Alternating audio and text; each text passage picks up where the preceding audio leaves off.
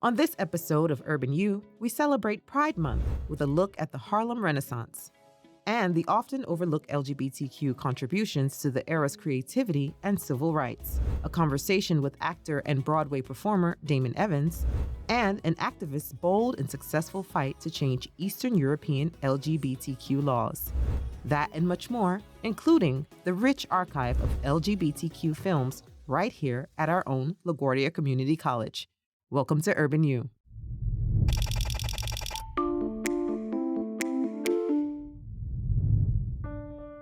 In a concert review from 1967, Time magazine wrote, "Curiously, a disproportionate part of her nightly claque seems to be homosexual. The boys in the tight trousers roll their eyes, tear at their hair, and practically levitate from their seats, particularly when Judy sings, 'If happy little bluebirds fly beyond the rainbow, why oh why can't I?'" This, of course, is Judy Garland, Dorothy, singing Over the Rainbow from The Wizard of Oz. Somewhere over the rainbow. The actor, the character, and of course the rainbow have long been icons of the LGBTQ community. The song, composed by Harold Arlen with lyrics by Yip Harburg, is obviously a titan. It has been enshrined by the Library of Congress and is ranked as the #1 Song of the Century by the Recording Industry Association of America. And decades before the rainbow flag became a pride symbol, Garland was already viewed as a gay icon, resonating both for her portrayal of such an accepting character as Dorothy, and also for her perseverance through very public personal struggles. Indeed, being a friend of Dorothy was long a euphemism for a gay man within the gay community. The rainbow flag itself flew for the first time at San Francisco's Gay Freedom Parade in 1978. And of course, many have pointed out these obvious connections to Judy Garland and Somewhere Over the Rainbow as perhaps one of the cultural catalysts for the imagery. Which brings us back to the song and its lyricist, Yip Harburg. Born in 1896 on New York's Lower East Side, Harburg would turn to writing after graduating from university at City College, giving us lasting hits like Brother Can You Spare a Dime, Finian's Rainbow, and April in Paris.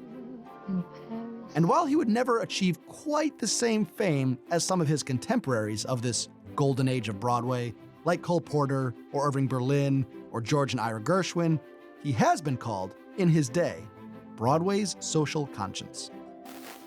While not gay himself, Harburg certainly had a reputation as an outspoken supporter for progressive policies and for equality of all stripes. To hear him tell it, I think I had a predisposition to feeling for the underdog. And to hear his great-grandson tell it, Aaron Harburg, a gay man himself, who has worked on a documentary about Yip, Yip was very progressive and probably would have been vocal in his support of gay rights, or at least preventing discrimination against gays. Equality was very important to him across the board. Are you or have you ever been a member of the Communist Party? He was even blacklisted from Hollywood for a time for his liberal ideologies, under accusations of holding Stalinist sympathies during the McCarthy-era Red Scare, accusations which he angrily rejected. Have you left no sense of decency?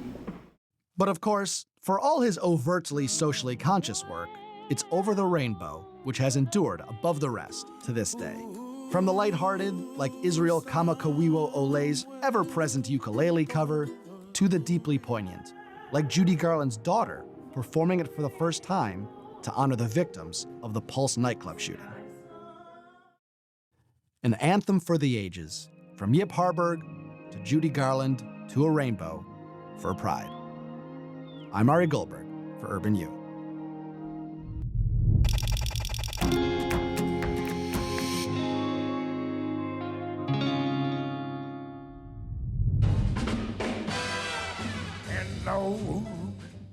The Harlem Renaissance was an incredibly vibrant time in terms of the arts, in terms of the literature. Indeed, it was. And it was during that time that the likes of Zora Neale Hurston, Duke Ellington, and Langston Hughes created work that turned them into cultural icons. But the queer aspect, the LGBTQ contributions to the Harlem Renaissance are often not discussed. James Wilson helps to remedy this problem with his book titled Bulldaggers, Pansies, and Sugar Babies: Performance, Race, and Sexuality in the Harlem Renaissance. In the text, he amplifies queer figures from the historic movement. And in particular, my focus is on theater and performance. And theater and performance was a place for queer people to slyly, in some cases, and in other cases, boldly show their various intersectional identities. In the last few years, Gladys Bentley, a fantastic blues singer, a very public, out lesbian, has gotten some attention. And Gladys Bentley was known for taking popular songs of the time and putting the filthiest lyrics that one could imagine in their place. Ain't no walkies in the morning, walkies when the sun goes down. She also was backed by a group of gay, as they were called, pansy choruses, and this was the height of the pansy craze. Pansy was a derogatory way of talking about particularly effeminate gay men. Pansies, or drag performers, ruled the stage during the 1930s in Harlem. And though they won the attention of spectators, they were panned by the mainstream press and popular figures based in Harlem. One of the big events of the year in Harlem was the Harlem Drag Ball, where hundreds of cross-dressed men and some cross-dressed women would compete for prizes. There were thousands of spectators. Langston Hughes wrote about these events, called them spectacles in color. Who were the people that criticized these performances?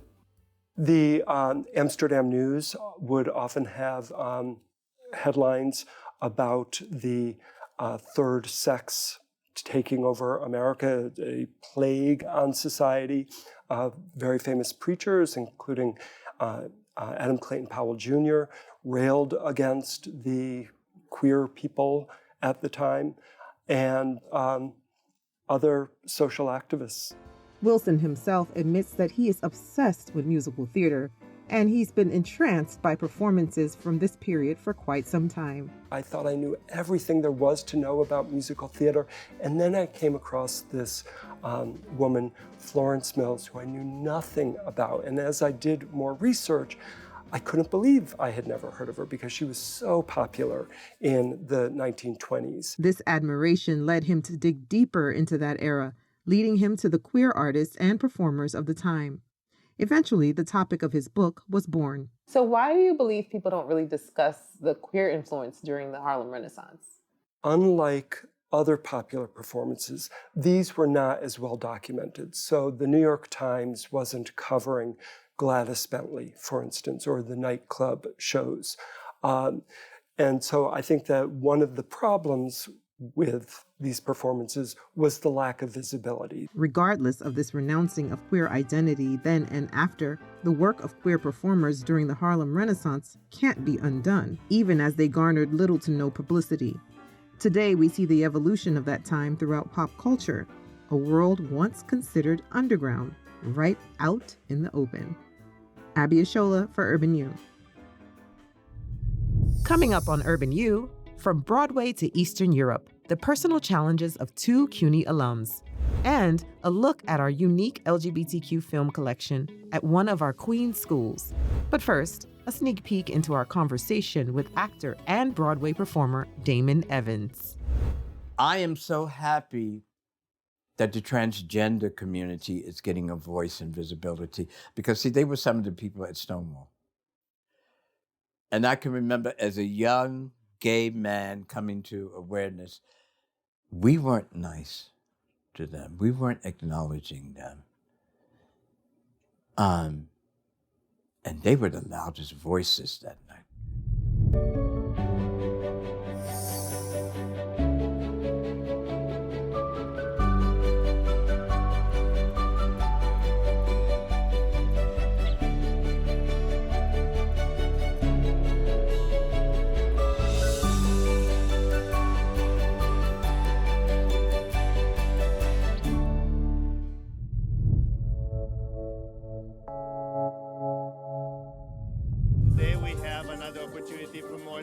Adrian Coman has been on the front lines of social justice for over 25 years. He served at the helm of several prominent international human rights organizations, like the Baltic American Partnership Fund at the Open Society Institute, the International Gay and Lesbian Human Rights Commission, and worked as an advisor to a member of the European Parliament. When Adrian and husband Clai filed to have their marriage recognized in Adrian's native Romania, they embarked on their own mission for social justice. I did not imagine they would be this long and complicated, but I think I was sure that we will win. Adrian Coman and Clai Hamilton met 2 decades ago in New York City. Adrian emigrated from Romania, and Clai came to New York City, having grown up in San Antonio, Texas. This coming June is actually going to be our 20th anniversary, and we typically celebrate the day that we actually met. I decided to ask him to marry me, which was over Skype. I remember in the summer of 2010, I was in Brussels working for the European Parliament, and he was here. They were married in Belgium in November later that year, and their marriage would set the stage for a legal battle years later. The two would become trailblazers, helping set European precedents for some of the same legal rights Adrian studied at CUNY. I think the studies at CUNY gave me fundamental notions in political science, but also in psychology, in sociology, things that I had never studied in Romania before. For Adrian and Clai, their legal battle began when the two tried to establish residency for Clai in Romania. Romanian authorities refused to recognize the marriage. In 2018, an EU court ruled that Romania violated EU laws regarding the definition of spouse and that same-sex couples had freedom of movement within all EU states, including Romania. However, 4 years later, the Romanian government still has refused to adhere to the EU ruling. Can the EU force them to comply, or is that now up to Romania? There is a mechanism, yes, to enforce the court decisions. But I think what we all want is not to force decisions upon countries. What's very important outside these legal battles is to see that the public opinion actually is opening and embracing human diversity. We are seeing percentages of people accepting same-sex relations and marriage specifically going up. Today, Adrian is the director of an international social justice program for the Arcus Foundation. While their litigation is in no way connected to Adrian's professional work, it's their personal story that has led them to blaze a trail for other LGBTQ families in the EU. It is quite unique to think that perhaps our actions have inspired or have eased the path for others. I think it obviously says that it's been worth it, because it wasn't easy. It's been 9 years already in various courts at various levels. And again, thank you, including to CUNY, for preparing me for this, right? I'm Andrew Falzone for Urban U.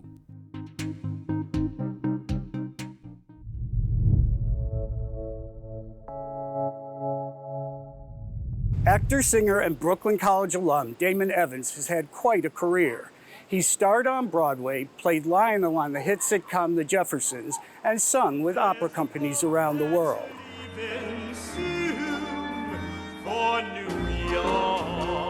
But his life hasn't always been easy. Back in the 60s, when Damon was growing up, being gay was considered a perversion, an illness, and a crime. My first awareness that I was mentally ill, abnormal, was in junior high school. And my mother and I lived in an apartment on Garrison Boulevard, and her headboard had a little library, and in this library were books about homosexuality being a mental illness. And I remember going through them. I was in the 8th grade at Garrison Junior High School, and in a moment of candor, she said, "What's it like being different?" I said, "Well, I'm okay in my so-called abnormality. It's you and the rest of the people in this family who have a problem. Life didn't get any easier for Evans. Still in junior high, he was one of thousands of New Yorkers arrested for degenerate, disorderly conduct. And before I knew it, 2 white cops and said, "You're under arrest." And they put me in handcuffs. They took me down to the platform and beat me up. They then put me on the train and went to the local precinct, called my mother. And although I don't have lip or eye or whatever, all she could talk about was the shame I brought on her and the family. And so, as guilt-ridden as I was, I went out that night and bought a bottle of Sominex sleeping pills.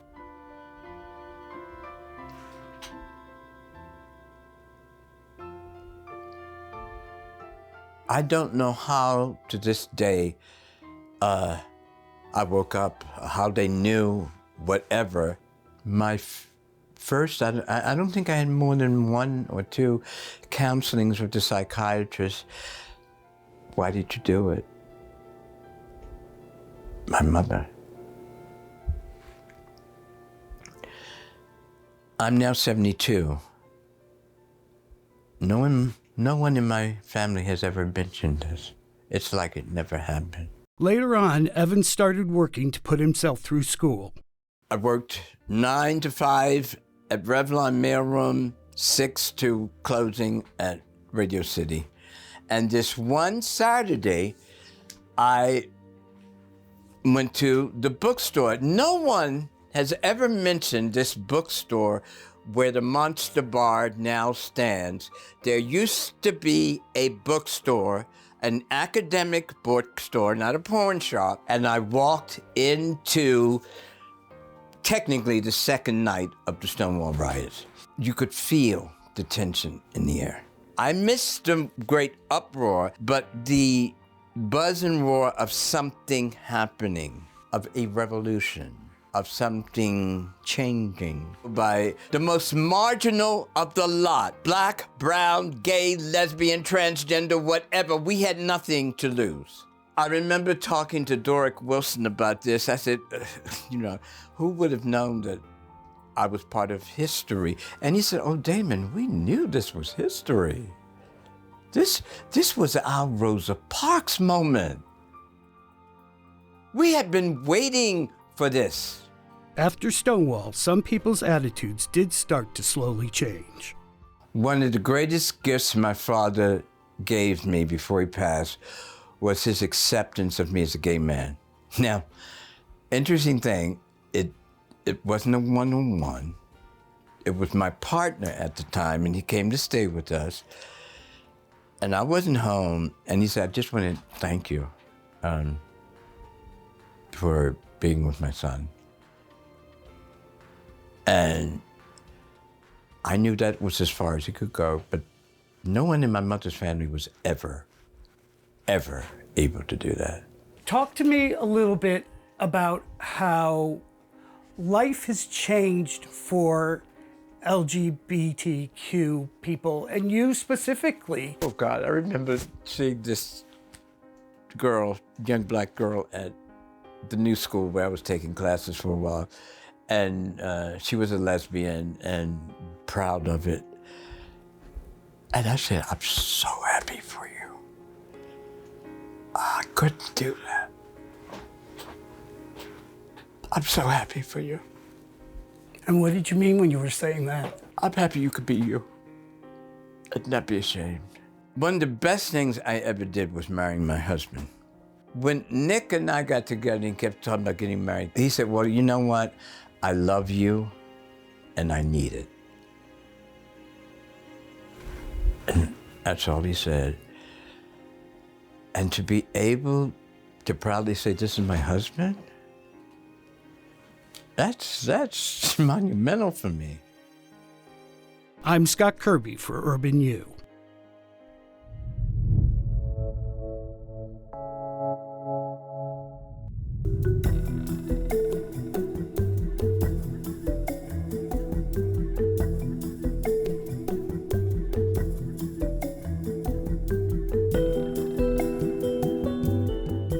first calendar was a broad theme, which was LGBTQ history of New York. And then we loved doing that calendar so much, and it had such a positive reception from the community, and it was really different than anything that they had done before for the calendar. So we just kind of got carried away, and we were like, let's do more LGBT stuff, you know? Let's look at art, let's look at film, let's look at theater.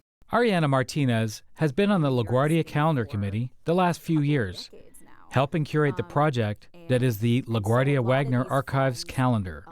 This year's topic is LGBTQ film. So we decided to really kind of start in, I guess, like the 70s, because if you take a class in queer cinema, that's sort of where, it's not that there's nothing before that, but that's sort of where the story starts, at least kind of scholarly. Too many occupants are never found. In the basement, many canoes overturned. I was learning a lot because I didn't know the history of LGBTQ film that much. And my colleagues did, so it was fun to hear what they had to say, hear how they were introducing the films. The LaGuardia calendar started in 1979 with a calendar about community history. Through the years, Dr. Richard Lieberman became the project director. After the LGBTQ history calendar was made, the archive created ones about theater, visual arts, and film. This year's calendar showcases both newer and older films, including a 2014 movie directed by Desiree Akhavan. I can tie a cherry stone into a knot with my tongue. Really? Her first feature-length film called Appropriate Behavior, which I love, that was one of the films that I was really gunning for. It takes place in Brooklyn. The pages are rich with the history of queer cinema. I think what's cool about this is that, you know, obviously in the 70s and 80s, so many LGBTQ films would not have gotten widely released, right? So we had to kind of do some digging about where to find images of them and then to write blurbs about them. A lot of these are LGBTQ coming-of-age stories. Which is what most gay films are about anyway. That's changing a little bit now. I think that that's one thing that is cool, is that is changing. The films range from obscure to well-known, but popularity was not the main theme. You know, we're not interested in including the most famous things. You know, we want to also highlight up-and-coming people and artists and filmmakers, and like I said, create a lot of space for diversity, and obviously in these industries, you know, certain people have historically been excluded. So we try to, you know, correct for that in these historical calendars. That was fascinating, and to be involved in that, and to find out which plays have been going on for a while, which were currently coming up now. Going back and talking to people that I hadn't talked to in 30 years and saying, we want to feature your play in our calendar. And even though Richard Lieberman has been the project lead all this time, assembling a calendar, almost a historical document really, is truly a collaborative effort. Usually in the first couple of weeks, we debate kind of what is going to be included in the theme, you know? Like, for example, at first with the most recent calendar, the film calendar, we had a very lengthy debate about whether or not we were going to include TV. What if the film doesn't have explicitly gay content, but the person who made it is a, you know, LGBT film producer or something like that? So we have these sorts of conversations, and then we just start to throw out titles, right? And then we start the really challenging process of deciding what goes in. We want to make sure that we're not just looking at kind of early gay cinema that just is mostly about, like, you know, white men or whatever. We also want to look at very contemporary stuff that was made by people in the trans community. Already, work has begun on the 2023 calendar. It's inspired by the fact that this year the City Council has the largest number of women that it's ever had, and the most diverse kind of body that it's ever been. For Urban U, I'm Craig Thompson. Thanks for watching these stories from the nation's largest urban university, the City University of New York. It's a way for all of the Queens community to just come together, especially for all of the Queens campuses within the CUNY branch. It shows the history of where we used to be. We have come a long way. It's a way to not only support the community, but to make sure that people know that it's okay to be who you are. This is right, it's not wrong, it's completely 100% okay. Queens Pride is unique in that sense also, because it's a real community-based parade. To have, you know, like 150, 200 CUNY students marching in the Queens Pride Parade, you are saving thousands of lives, because for every kid that's here that's marching, there's probably 5 or 10 who can't be, because they're still afraid to step off into the streets and let people know who they are.